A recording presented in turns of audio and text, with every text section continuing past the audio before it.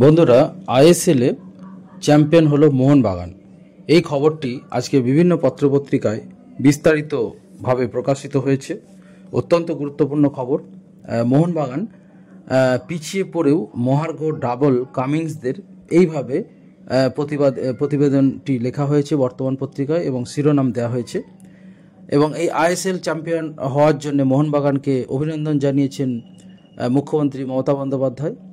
তিনি একটি social media পোস্টে লিখেছেন, আমাদের বাংলার দল হিসেবে মোহনবাগানের এই সাফল্যে গর্বিত, আইএসএল চ্যাম্পিয়নদের অভিনন্দন।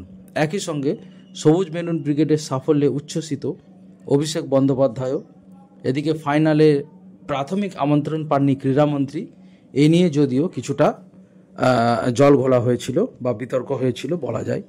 যাই হোক, খবরটি বিস্তারিত আসি। শনিবার বিকেল থেকেই শহরের সব রাস্তা মিশেছে যুব ভারতীতে।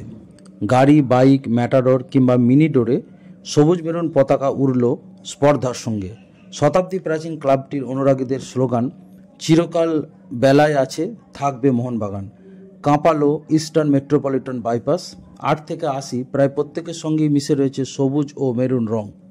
কারো গায়ে প্রিয় ক্লাবের জার্সি, কেউ বা গাল রাঙিয়েছেন পরিচিত দুই রঙে।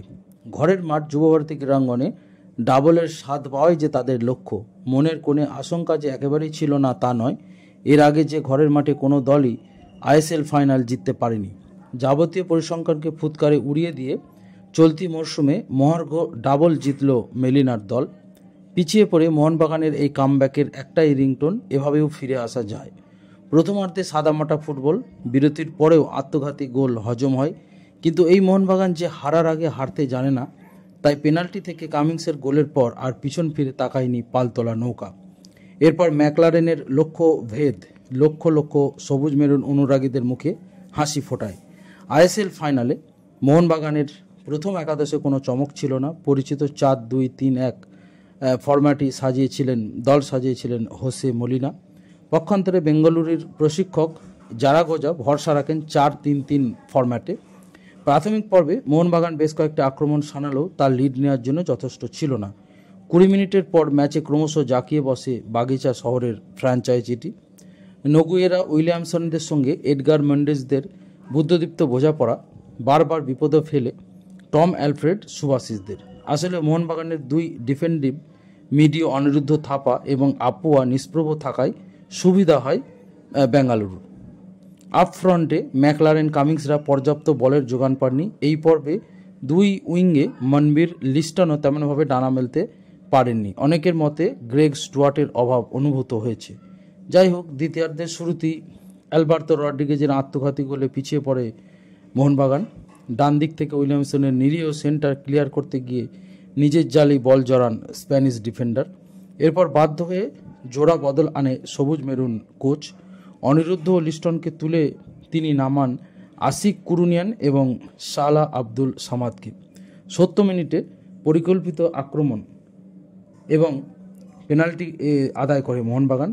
বাঁ দিক থেকে নেওয়া কামিংসের সেন্টারে ম্যাকলারেনের পুশ চিলেংসানার হাতে লাগে। সঙ্গত কারণেই স্পটটিকে নির্দেশ দেন রেফারি। বাঁ পায়ের মাপা শটে দলকে সমতা ফেরাতে ভুল হয়নি কামিংসের। এবং ম্যাচের 81 মিনিটে কামিংসের বদলে স্টুয়ার্ট নামার পর পালতোলা নৌকার গতি আরও বাড়ে।